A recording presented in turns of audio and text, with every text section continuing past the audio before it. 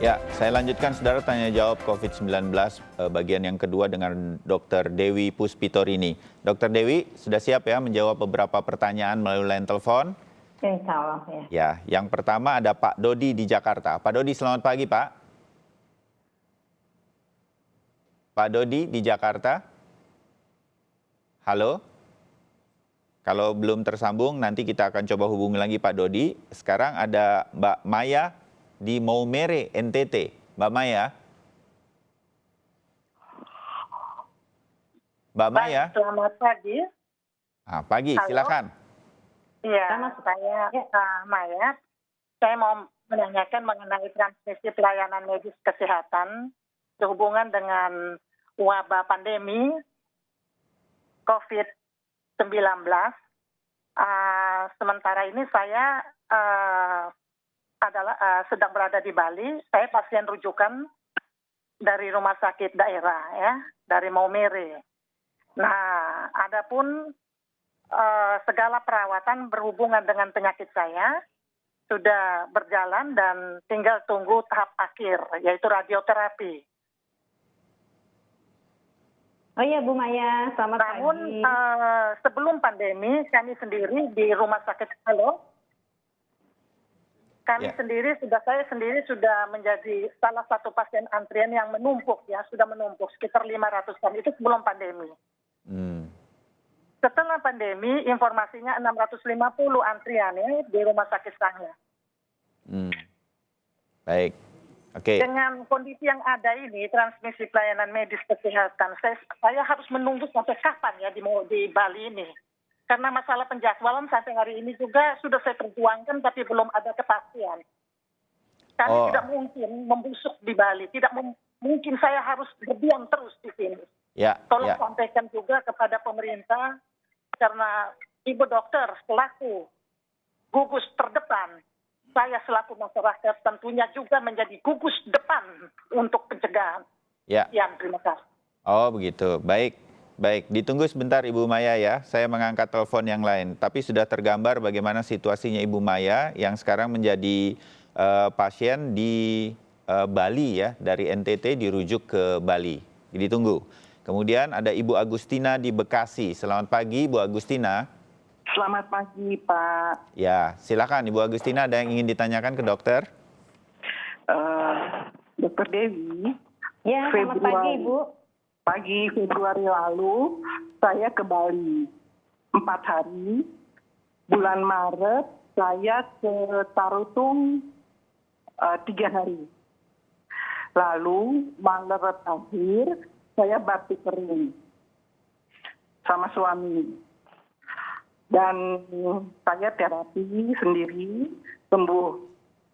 Maret pertengahan badan saya meriang, lalu saya minum paracetamol 500 3 kali sehari, sekitar 15 tablet.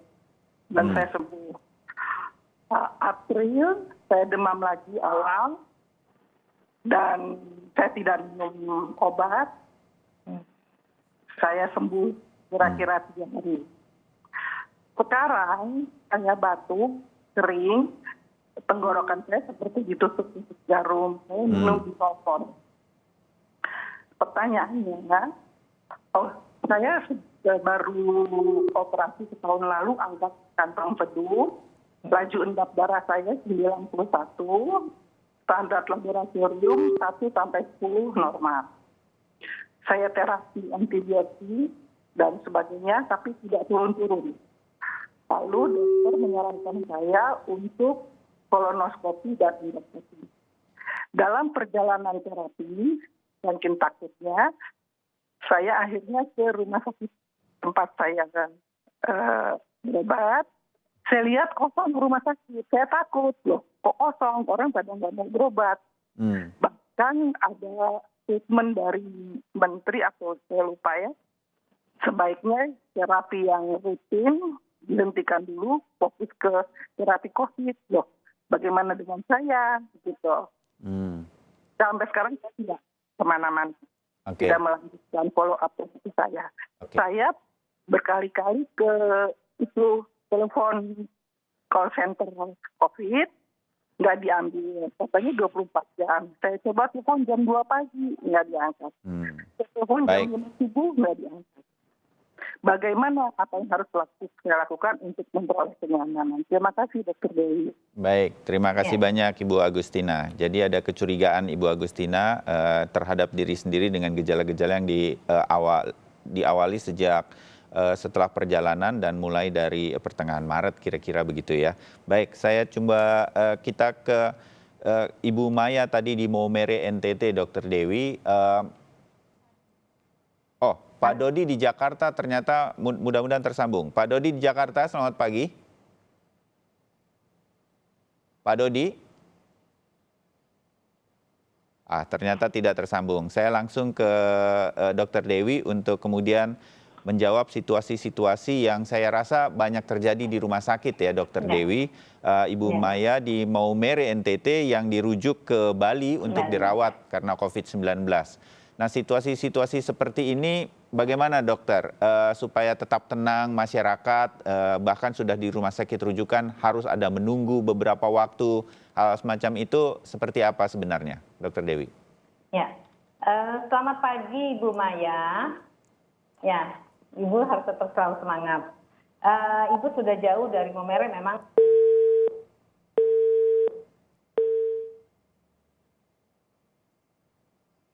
Lanjut, Dokter Dewi. Sayang, sambungan telepon dengan Dokter Dewi Puspitorini belum bisa dijawab sepenuhnya. Kita nanti akan mencoba menghubungi lagi sebentar. Mudah-mudahan bisa tersambung. Dokter Dewi nanti akan meneruskan jawaban-jawaban tadi dari Ibu Maya di Maumere NTT yang sedang menjalani perawatan karena terpapar COVID-19 dari Maumere NTT dirujuk ke Bali. Tetapi di Bali banyak hal-hal yang kemudian harus menanti atau menunggu.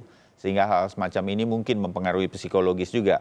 Dokter Dewi sudah tersambung lagi. Dokter Dewi? Ya. Kita lanjutkan tadi dengan pertanyaan dari Bu Maya tentang harus mengantri untuk radiasi sepertinya Ibu tadi kalau nggak salah dengar. Ya, memang radiasi itu kan alat yang dipakai juga memang sudah terjadwal, bukan hanya di Bali saja Bu, tetapi di tempat kami yang rumah sakit besar juga itu harus ada, karena tidak sebentar, bukan seperti ronsen biasa, tetapi ada setting harus titiknya harus dituju agar tidak banyak organ tubuh kita yang terkena, jadi harus digambar-gambar dan lain-lain yang istilah di simulator untuk ditentukan titik-titik. Nah itu alat itu bekerja cukup lama dan memang tidak banyak alatnya, sehingga itu tadi mau nggak mau masyarakat memang harus sabar untuk bisa menunggu antrean tersebut. Mungkin Ibu sebaiknya bisa menelpon rumah sakit yang Ibu tuju untuk mendapatkan jadwal. Kapan saya seharusnya kembali kembali untuk melaksanakan radiasi tersebut agar waktu tunggu Ibu di Bali menjadi tidak lama-lama, karena kita juga harus mencegah atau kita harus melakukan PSBB atau kita harus sebenarnya physical distancing di situ. Dan Ibu juga harus jaga daya tahan tubuh Ibu, karena dengan sakitnya Ibu infeksi itu akan lebih mudah, bukan hanya soal COVID tetapi juga infeksi yang lain. Flu akan mudah datang seperti itu. Jadi tetap sabar, tetap tenang itu juga penting. Baik. Iya, betul. Ya. Itu menjadi imunitas tambahan Mas Bayu. Karena kalau kita di dalam pikiran kita adalah selalu cemas, selalu kepingin marah atau takut, itu menjadi mempengaruhi badan kita, menjadi aura yang negatif. Jadi kita harus membuat, oke, saya sudah dapat ini, saya sudah dapat antrian, saya harus gizi yang baik, istirahat yang cukup, ibadah yang baik, selalu berdoa. Insya Allah memberikan atau Tuhan memberikan yang terbaik buat kita. Ya, amin. Mudah-mudahan begitu. Nah, kita ke Ibu Agustina di Bekasi tadi yang sempat mengalami gejala-gejala influenza, ada panas dan kemudian batuk kering. Sekarang situasinya sejak April awal ada batuk tersisa, terus tenggorokan seperti ditusuk-tusuk jarum. Nah, ingin periksa begitu, tetapi mungkin masih juga tertunda. Nah, Dokter Dewi, mungkin Anda punya saran yang lain? Untuk kondisi pandemi sekarang, sebenarnya orang dengan keluhan panas, keluhan batuk, sakit tenggorokan, Ibu nggak usah takut-takut atau jangan kemudian malah nggak kepingin periksa mengobati dengan obat-obat biasa.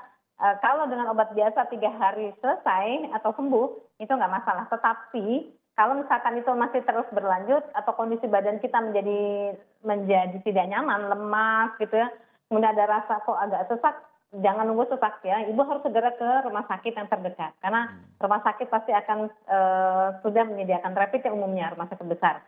Dan tadi Ibu bilang pernah 1 tahun yang lalu angkat kantong teduh ya Bu ya? Betul. Ya, artinya kan Ibu kontrol ke situ. Rumah sakit mungkin sekarang penanganannya fokus ke COVID, tetapi bukan berarti yang non-COVID diabaikan, tidak. Pasti ada, nanti makanya Ibu kalau bisa hotline atau call center dari rumah sakit Ibu cari dulu, menanyakan kapan poli akan buka, seperti itu. Dan untuk di kami sih kasus non-COVID tetap kita buka untuk antisipasi kasus-kasus yang bukan COVID. Ya. Jadi sama kepada setiap orang seperti Ibu Agustina yang harus ada pemeriksaan rutin, mungkin harus ada kesabaran lebih karena rumah sakit memang sedang fokus terhadap penanganan COVID-19, tetapi pastikan tetap memiliki jadwal-jadwal untuk cek rutin yang mungkin agak sedikit bergeser, biasanya bisa 1 minggu 1 kali, tetapi sekarang mungkin ada digeser dan situasi inilah yang mungkin terjadi di banyak rumah sakit. Begitu ya Dokter Dewi ya? Iya, betul. Ya. Nah, Dokter Dewi, ini ada satu pertanyaan yang dititipkan saja ke kami di Sapa Indonesia dari Pak Dodi di Jakarta karena dari tadi sambungan teleponnya bermasalah begitu ke Pak Dodi.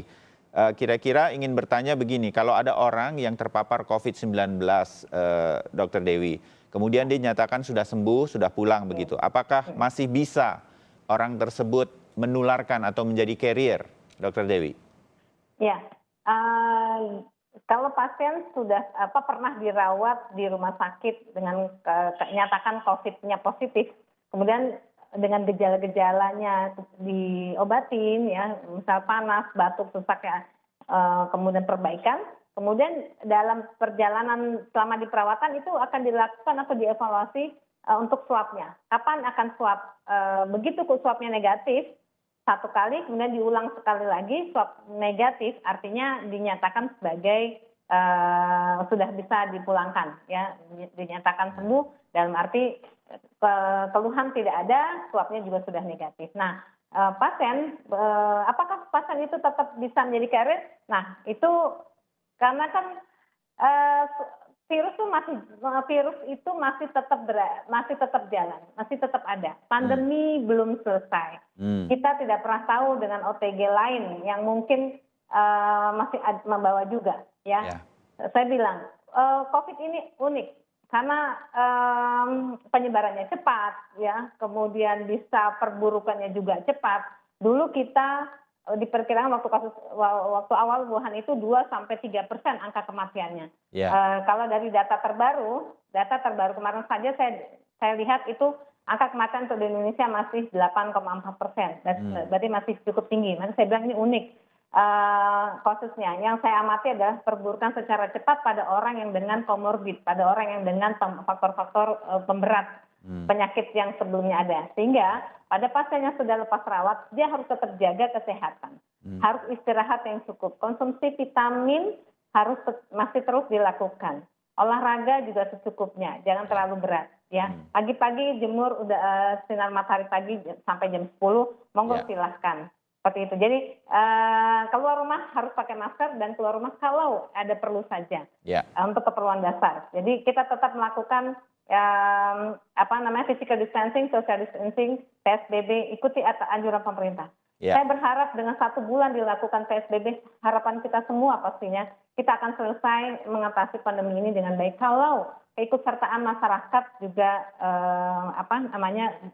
bisa membantu untuk pemutusan rantai penularan. Ya, kuncinya masyarakat juga harus disiplin untuk PSBB. Baik. Dokter Dewi, terima kasih semua penjelasannya dan mudah-mudahan ini mengingatkan kita semua apa saja yang harus dilakukan untuk mengatasi virus corona. Dan terima kasih juga untuk waktunya di kesempatan kali ini untuk menjawab tadi dari Pak Dodi di Jakarta, Ibu Maya di Maumere NTT, dan juga Ibu Agustina di Bekasi. Dokter Dewi Puspitorini, terima kasih. Kita ketemu lagi lain waktu. Selamat pagi. Selamat pagi. Dan itu tadi saudara tanya jawab COVID-19. Terima kasih untuk Anda yang sudah berpartisipasi di interaktif kami, line telepon, dan juga di media sosial Sapa Indonesia. Kami jeda dulu untuk kemudian kembali lagi dengan informasi lain.